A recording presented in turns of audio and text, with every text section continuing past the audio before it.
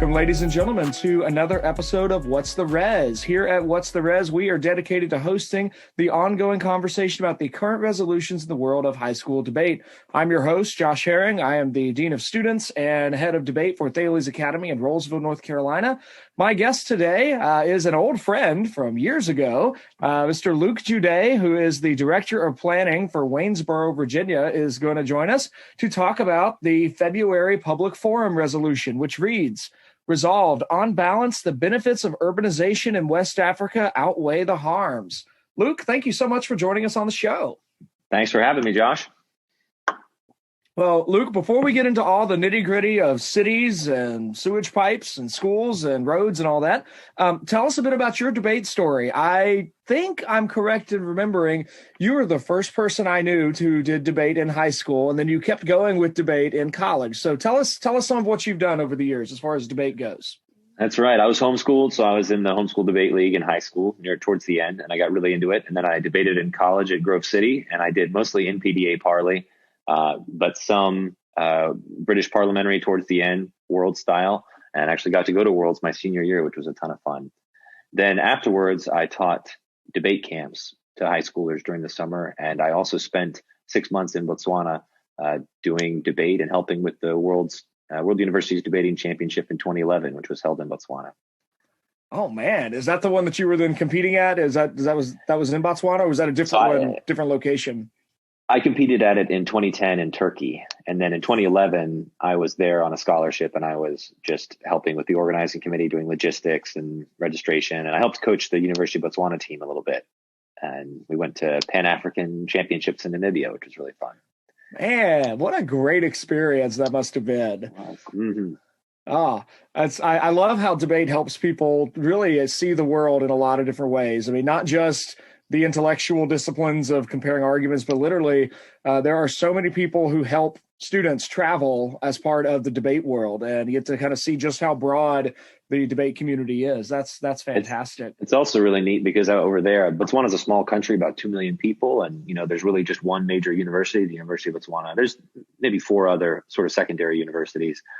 But the folks that are in the debate club at the University of Botswana are the future politicians of the country. So, and that was kind of true of a lot of countries over there and a lot of international debate programs, folks that get involved. Also, international debate, the British Parley style, I'm a huge advocate for. I think it trains debaters a lot better for sort of the real world of political discourse than U.S. debate does.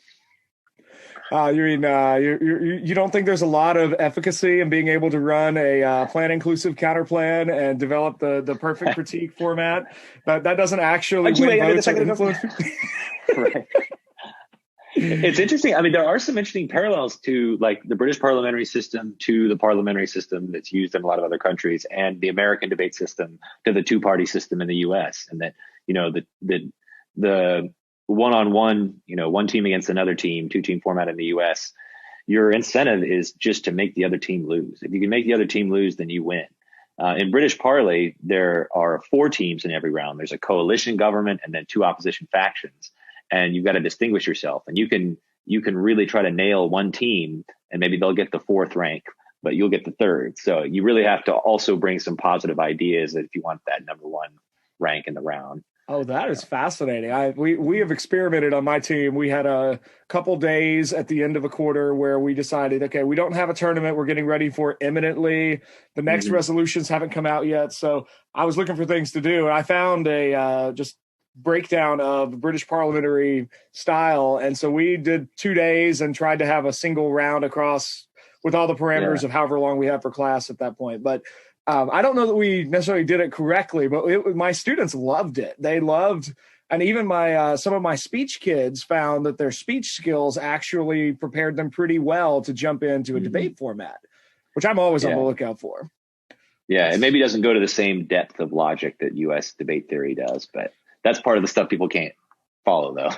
That's true. It is very true. I had a public forum round at a tournament this past weekend where the student denied a previous experience debating policy, I'm assuming this means the coach must have done policy, because there was way too many jargony terms dropped in public forum for my comfort.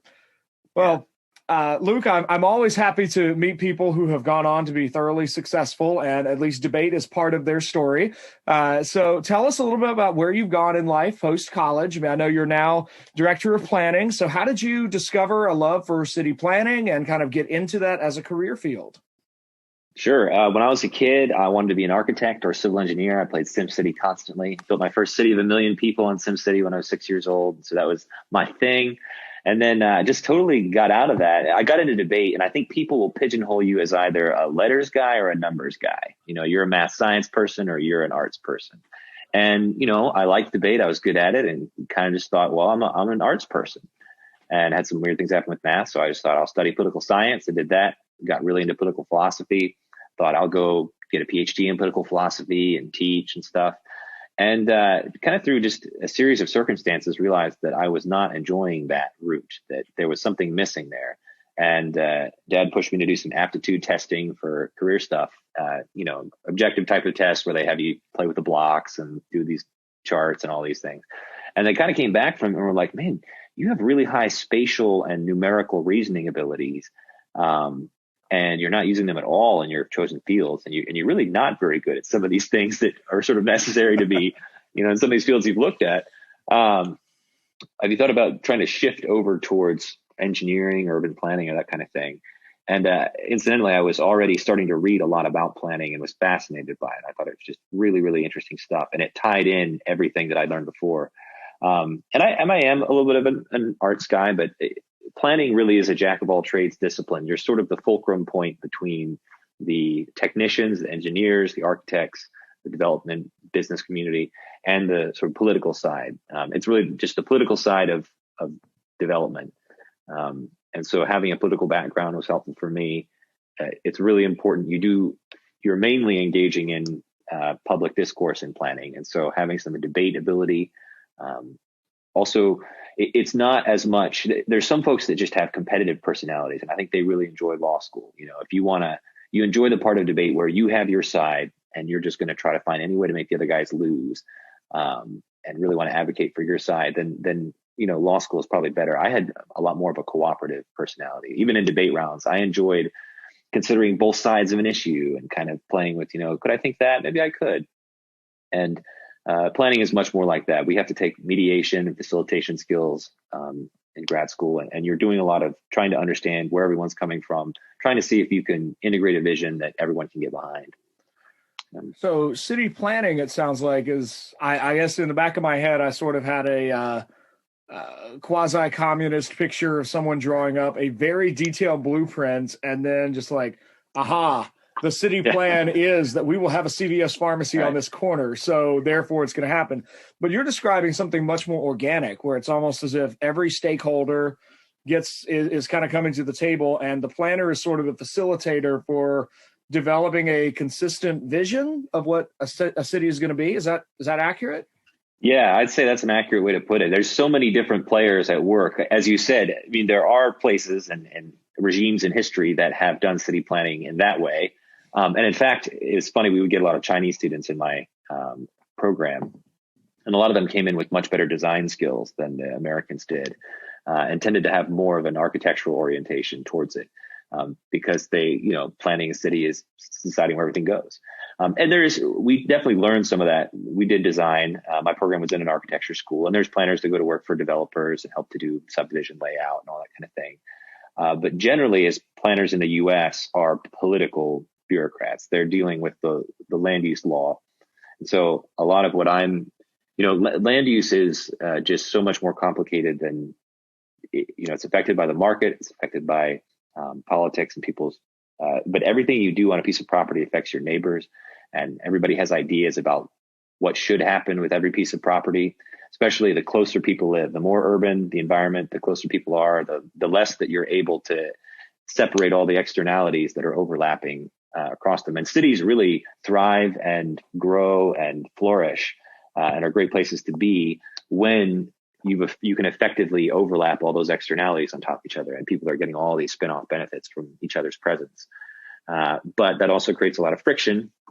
And so, a lot of planning is mediation, and somebody wants to build a bar on their own property in this place that they purchased, and their neighbors think this is a neighborhood, there shouldn't be a bar here, And so you're trying to figure out where is that bound, what's in the best interest of the public here. And then you're also dealing with a whole list of legal rules and having to understand what rights does this person have with the land and what rights don't they own, and the city is giving rights and taking rights away, and how is that process negotiated?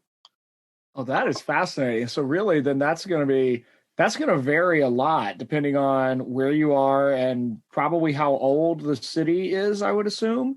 Over time, they're going to accumulate more laws with more special circumstances that have to be considered. But someplace that doesn't have, what does that look like? So that's very different than like kind of a blank slate, and establishing like a brand new city would be a totally different scenario than what you're describing. Somewhat. We have new development happening here. It will definitely be different in a place where it's built out versus a place that is a lot of what we call greenfield development happening. Like there's a lot of greenfield development happening around you, but it's really not that different. It's still the same basic regime. And most of land use law is state-based. There's no federal land use law. Okay. And so states will vary somewhat, but most states in the U.S. have kind of worked off the same template in establishing their land use law. But yeah, it'll be similar. Somebody will come along, either there's a greenfield subdivision, an old farm next to you, and somebody wants to turn it into houses, or there's a vacant lot in a city that has a building that just got torn down. Either way, a developer purchases the lot from a property owner and pays a certain amount. And then they approach the city and say, I want to build this. And there's a zoning law that says what they can or can't build. And a lot of times, that farmland might be zoned for very low density homes. There's no infrastructure there. There's no anything. And so the builder says, well, I'd actually like to build 100 townhomes here, much higher density. And so then he has to do a bunch of studies. He works with the city, negotiates with them. He does a traffic study.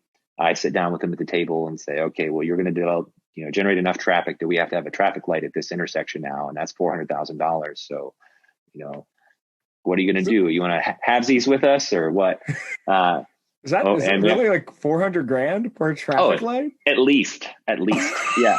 No, public infrastructure is expensive. That's the thing about it. And so, yeah, developers are, a lot of things get negotiated. Sometimes the city is investing in public infrastructure speculatively, really wanting to grow. Sometimes a lot of cities are very anti-growth. And so the developer is having to lobby and push for a year to get something approved.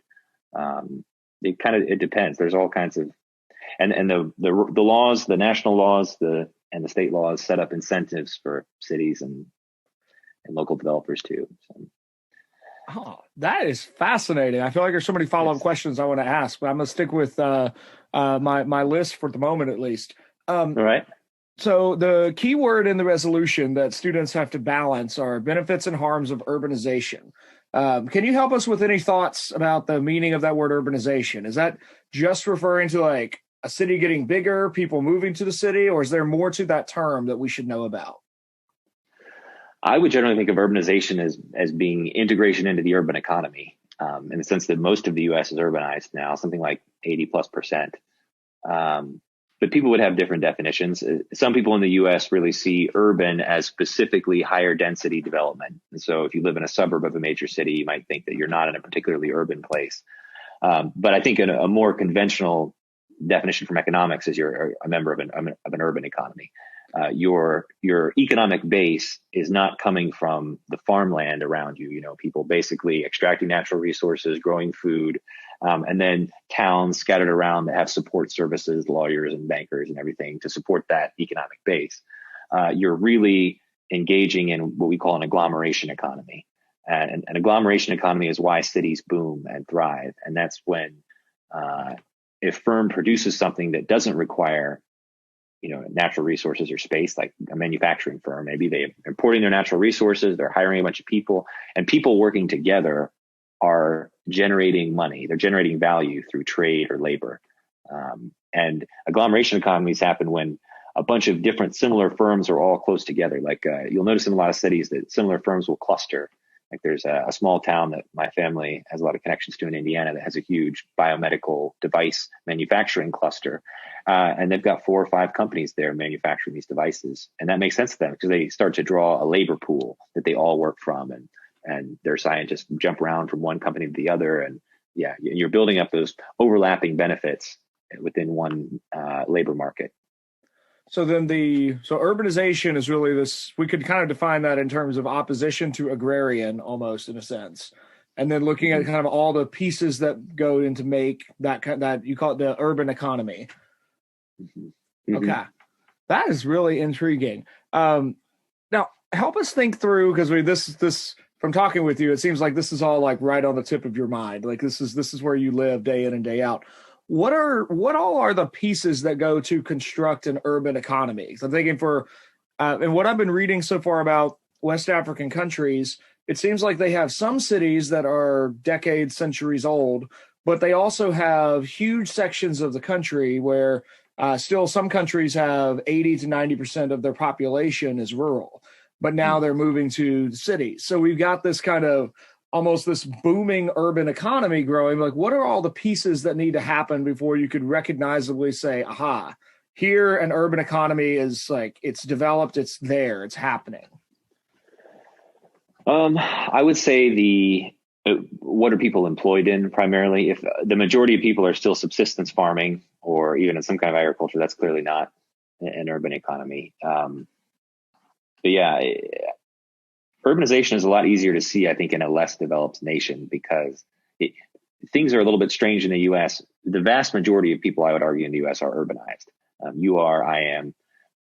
But because we have such plentiful, the government has invested trillions of dollars over the years in road infrastructure.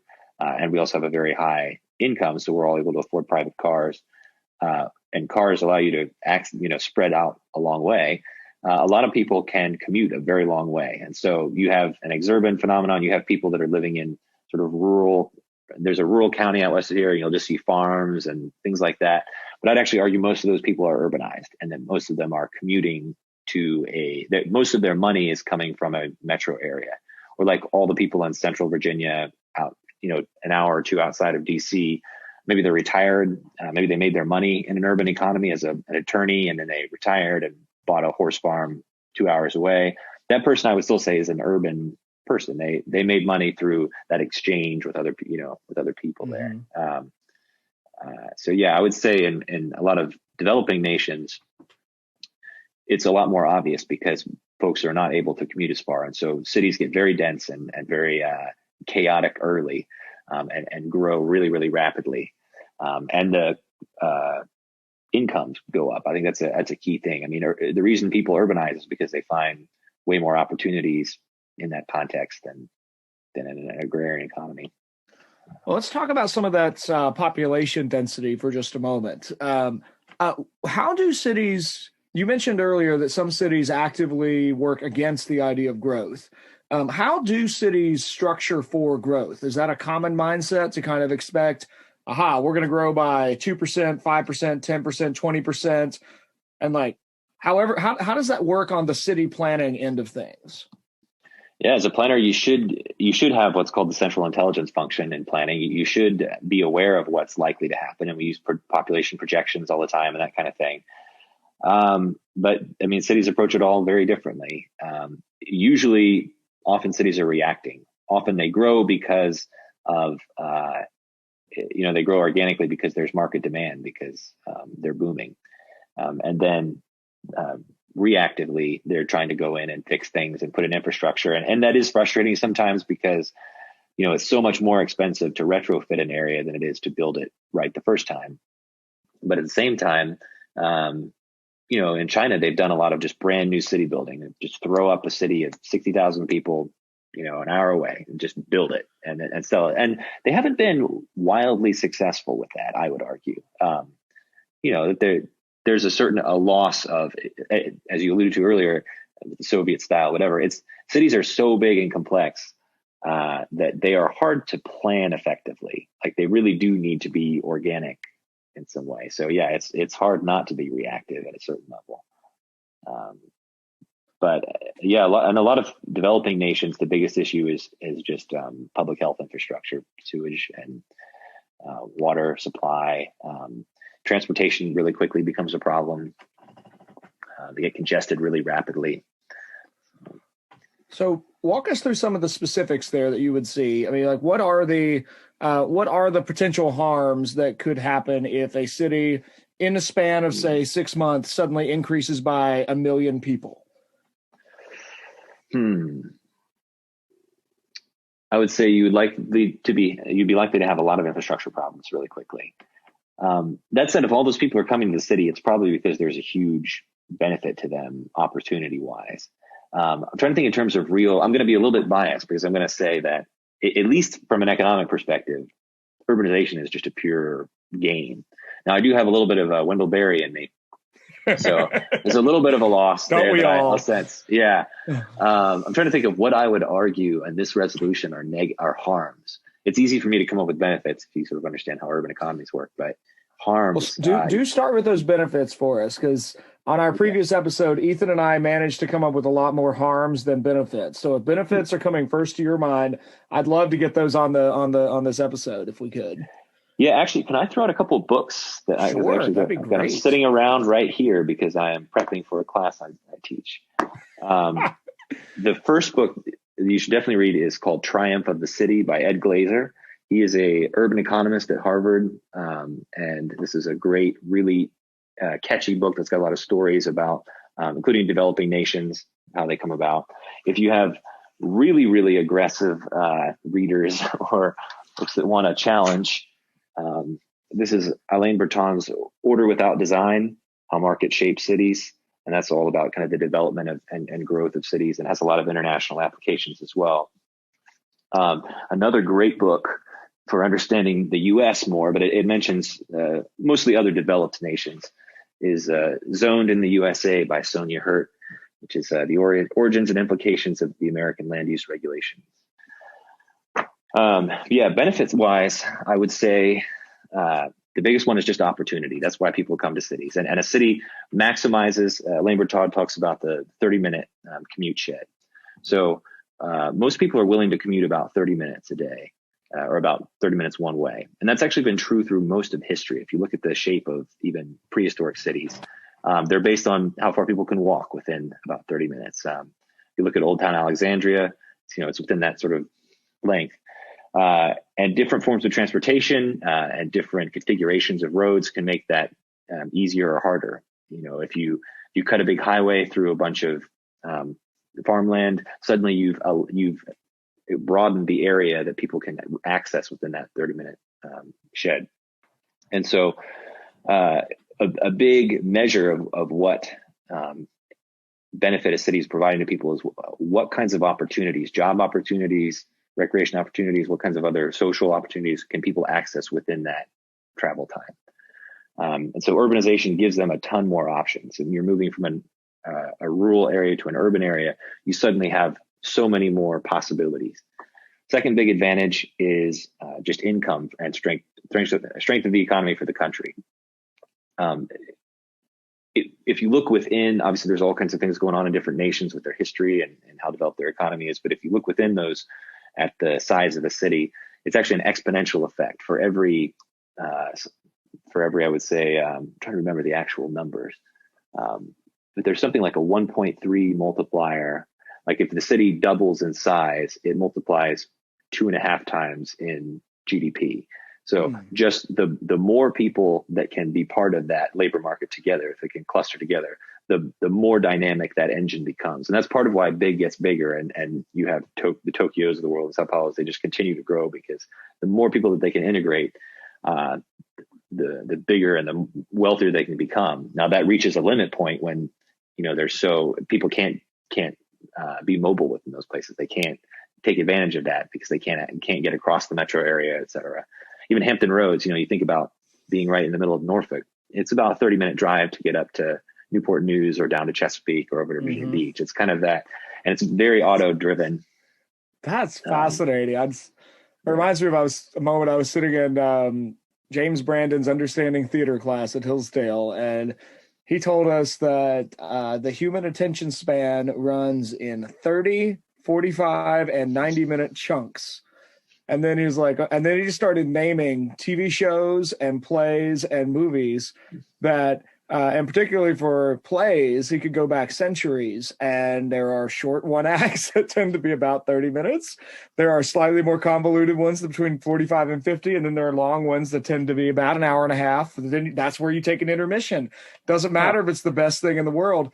But it's just, that just stuck with me as like something about time. And there's something that 30-minute commute window is really interesting. So even as our technology expands, all that does is expand what we can fit into that commute window.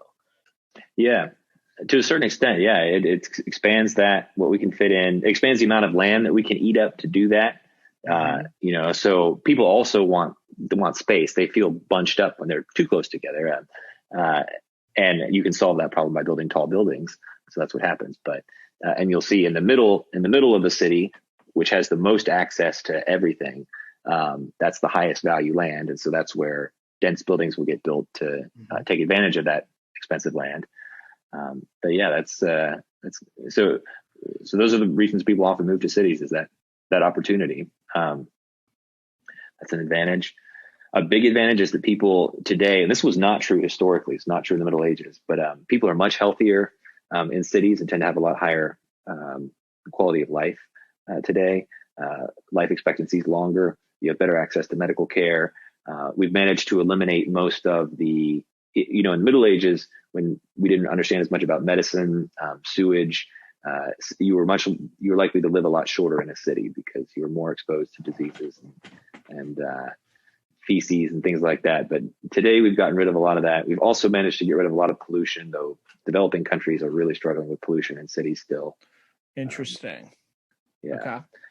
Those are all rough things. But yeah, people kind of make those trade-offs as they move into a city. Well, that's a really helpful list of benefits. What harms do you see there as kind of the flip side? I would say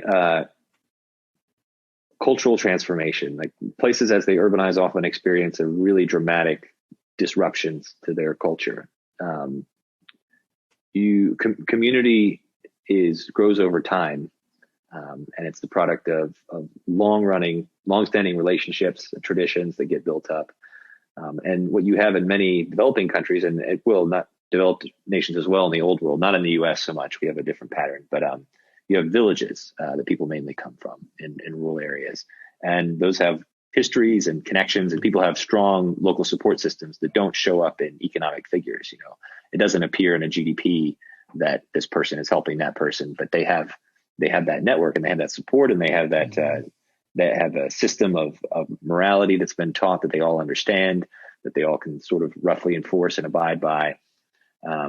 And so you really disrupt that as people move to the cities, and going along, the very nature of cities. Jane Jacobs wrote about this in The Death and Life of Great American Cities, is that you have choice. You have just a greater and greater number of choices. And when you move into a city, suddenly you have 1 million people that could be your friends rather than just these 100. And so the advantage of that is you can find people that like what you like. You can join a theater club or whatever that not everybody is into back home. Or, people get access to all these things and find people like them. But you also lose that continuity of the tribe and the tradition and the family structure often. People rely on that less. You're joining a more atomized economic system where you're less connected to those things. Other things, like I said, in developing countries, there's a lot of pollution. I'm not sure whether in developing countries people are healthier when they move into cities or not. That could be one thing. Sensory overload. There's a lot of talk now about the psychology of urban living, about just how people aren't really sort of evolved for it. They're not.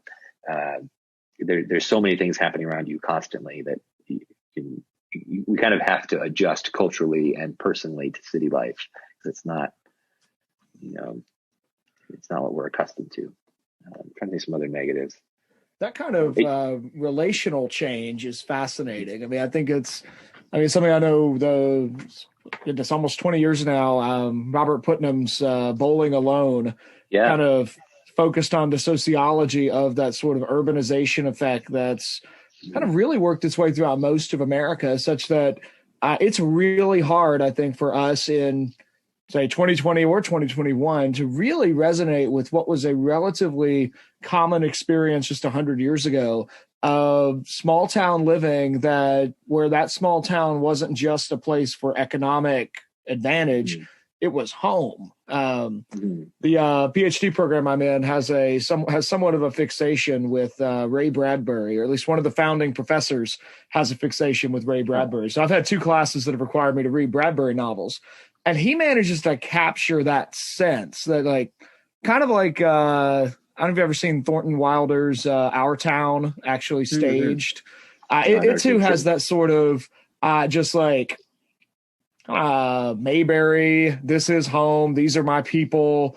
We're not gonna, I mean, where you can sort of assume that 80% of your high school class is going to settle within 10 miles of the high school, and we're all going to grow up together, except that, I mean, you've moved away, I've moved away, everyone I know has moved away. We've all found whatever version of home we found has been somewhere else in this kind of urbanized life that we have. And that phrase atomistic economy, I think, is a pretty significant one, because instead of an interwoven, interconnected, I mean, that there's a cost there. I mean, there's all kinds of benefits, but there is a cost there. And that's going to be really hard for anybody to actually like weigh as an impact in a public forum round. But I think it's a crucial impact. I mean, I think I took one of the last classes I took for master's level work was on orality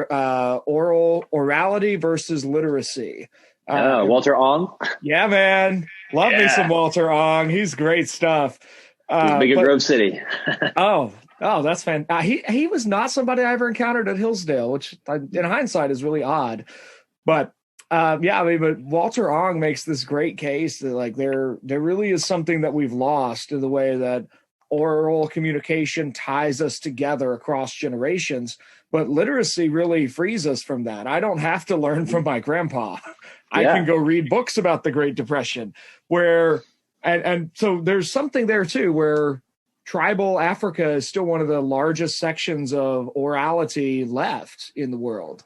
And as urbanization spreads, so too does modern Western education and literate education. And that does tie people into a global economy in a really beneficial way, but perhaps at a cost of this traditional lifestyle that could disappear and not really be recovered. Yeah, and it'll be, to be seen whether those traditions that they come from adjust to that and sort of try to bend rather than break. And I think we have enough in the West and in Europe. We sort of went through the full urbanization and modernization process in a way that I think our tradition evolved with it. But a lot of places where this hits them in 1 or 2 generations, it's a dramatic whiplash.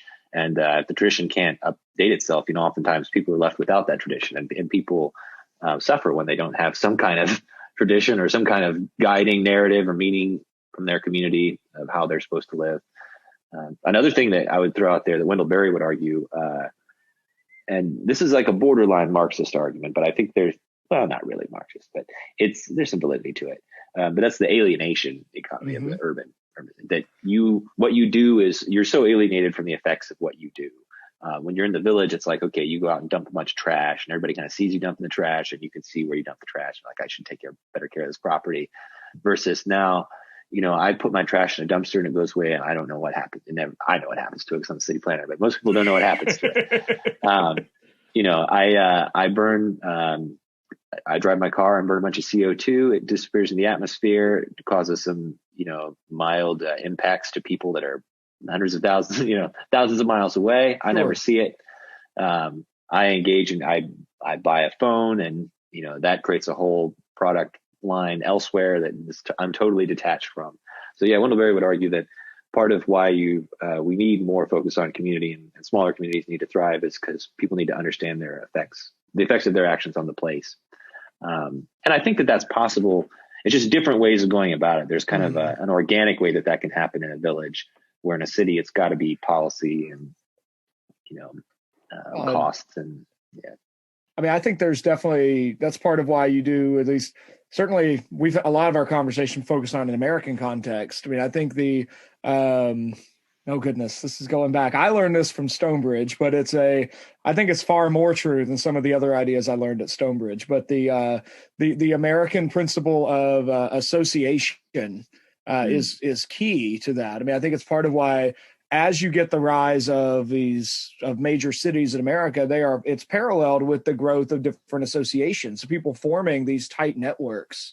I went to a conference last year that assigned us, before we got there, it assigned a chapter from I don't remember his name, it's a UNC Chapel Hill American historian who was looking at the rise of Scottish, Irish, and other immigrant groups that formed their own life insurance policy companies in early 20th century New York. And I found it fascinating. This is like right before the rise of the welfare state.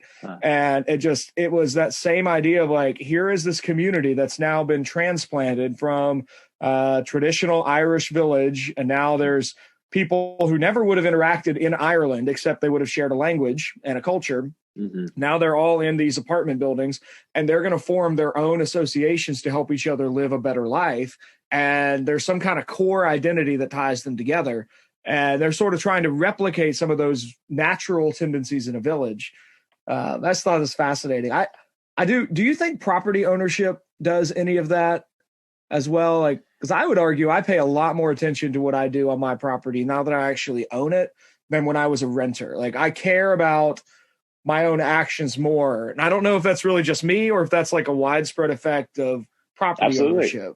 Yeah, I think that's a goal. That's part of why we value property ownership. I will say that Americans have a very fixed idea of property ownership, and it's maybe more complicated than that. Like in planning law and in land use law, we talk about property ownership as a bundle of rights.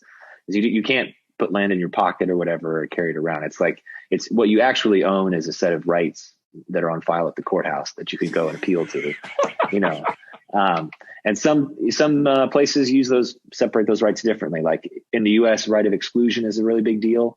If somebody can't trespass, it's not the case in other countries. Like in Japan or in the UK, you don't really have right of exclusion. If you are using the property, if you build a house and a fence around your property, then people can't come in the fence. But if you don't, if you just own a field and you're not doing anything on it, somebody can't damage your crops, but they can walk across the field. So interesting.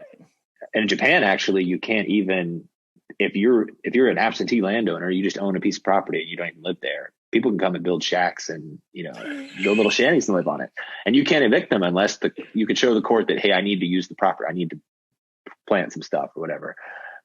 So there's different, some places in the UK you don't have by right development abilities. Anything you build, you have to get public approval for, and that makes it really hard to build things. Other countries have much looser, and we're actually almost closer to that than we are to like German or French systems where it's a lot easier to build. But yeah, anyway, property ownership is a mixed bag. But I would say, it definitely helps. I do think, though, part of the problem with U.S. property ownership is that we view it as absolute. And again, I was talking to a friend who was complaining that he had to pay property taxes because he's like, if I don't pay my taxes, they take the land. So do I really own it? And I was like, well, what you're talking about is what we'd call sovereignty or allodial ownership. And that's the ownership you get when you can defend it from all comers, and you can't. So you would need to appeal to a police force and a judge to enforce your claim to it, and eventually to the U.S. federal government's army. And so you'll have to pay a fee to them. So that's, it's not absolute. And also property ownership is great. I mean, it's like anything else. You understand, like capitalism or socialism stuff. Like if you can connect the decision maker with the consequences of their decision, that's great. That's like privatization. That's a good incentive system. And hopefully, generally capitalism does that. But land is really hard. Just what you do on it has so many domino effects that kind of what we end up with is we try to go for that system, but then we end up with all these little regulatory patchwork things, because water runs off of properties into other properties, and you dig something or you make noise or you build something ugly. And then there's just a constant public debate happening.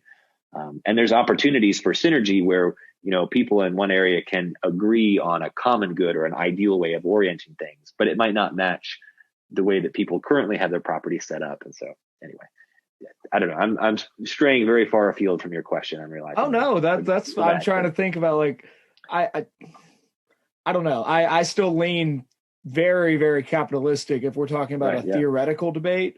And I can barely stomach any of the actual socialistic practices, but I at least have a lot of sympathy for the theoretical socialist kind of move to say, and almost like at least in the stuff I've run across, the theoretical socialist approaches tend to be much more communitarian in nature, where they're focusing more on kind of the good of the whole, but in theory, and usually but with very few exceptions, we have such a mediated capitalistic model today that the natural consequences of, I've most recently been thinking about this in terms of universities and their cost model.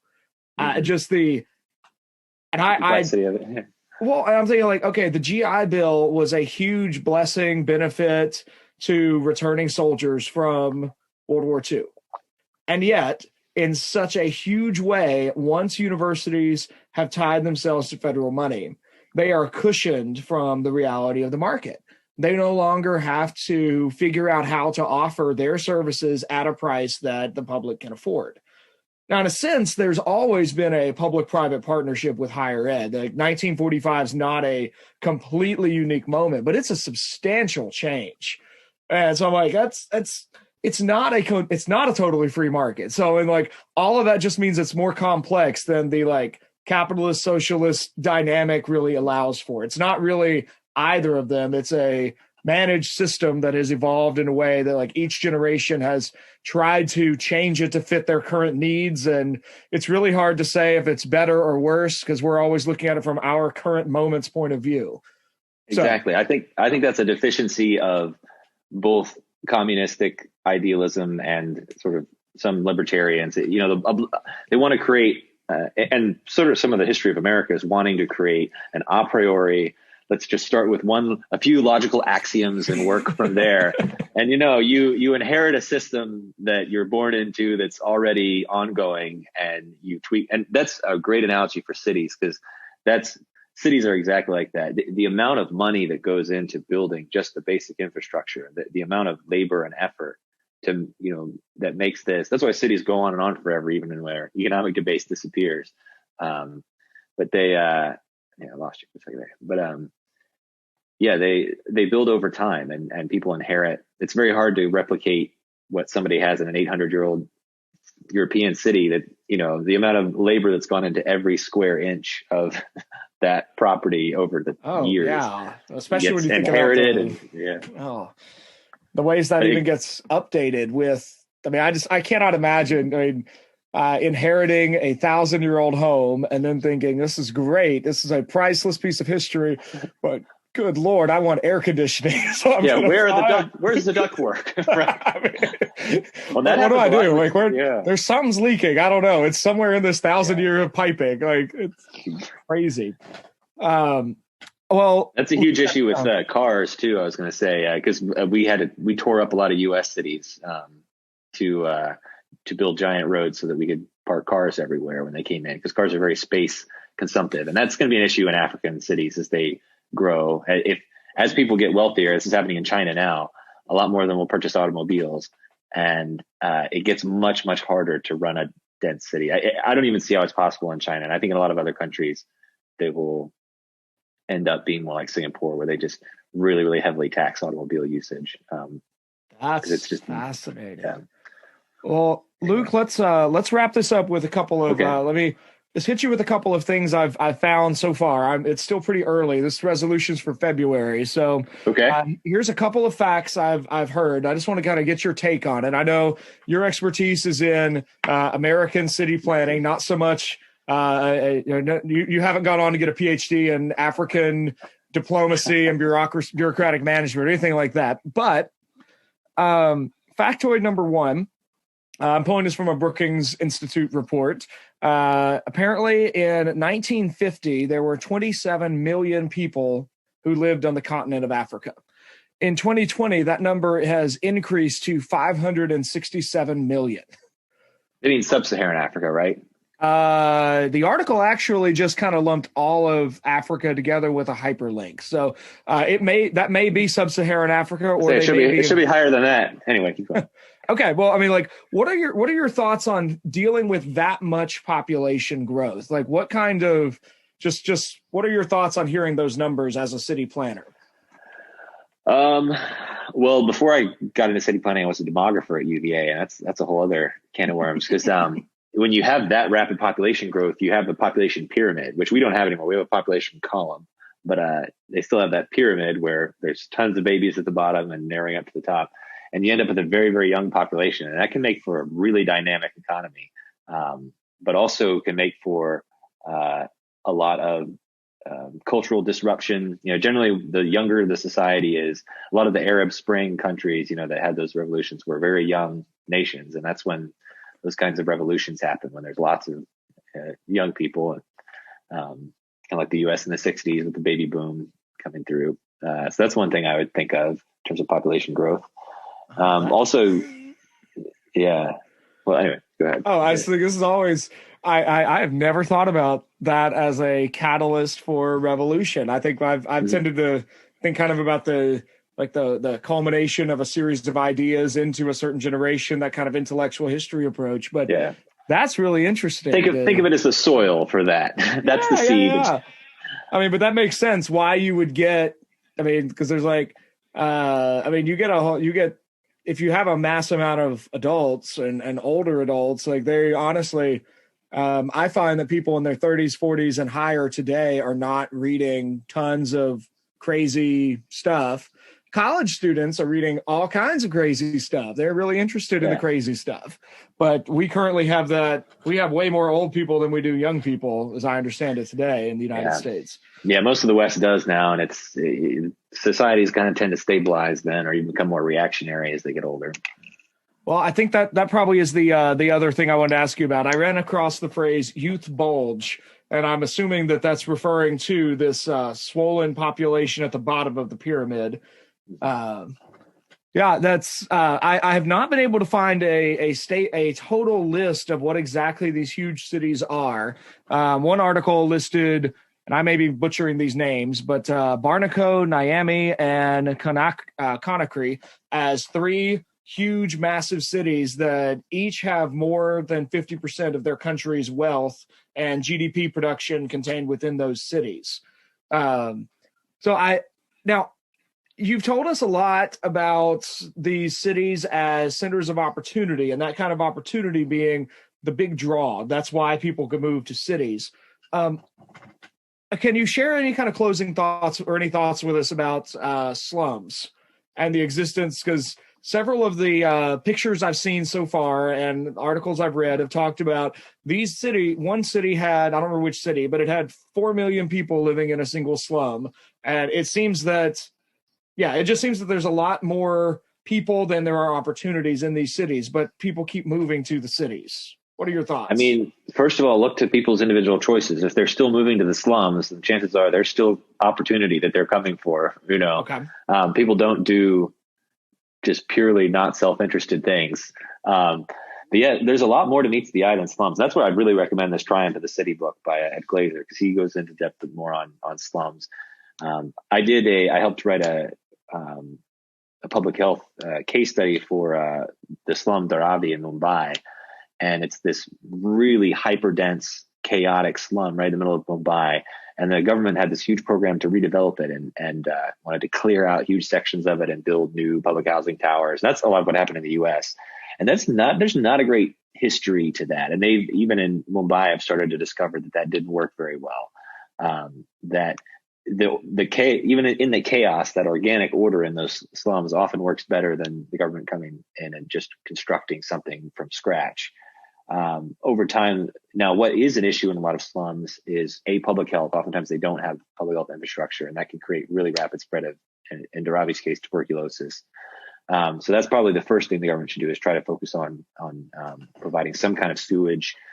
But secondly, property rights are a huge issue. You mentioned that, and in a lot of slum areas, there's just not really any kind of property rights, and there's advantages to that, in that people are able to get a piece of that opportunity. One of the downsides of land property rights is that, unlike other areas of the economy where a rising tide lifts all boats, and we can grow the pie, you don't grow the pie in land. Land is land, and there's zero sum amount.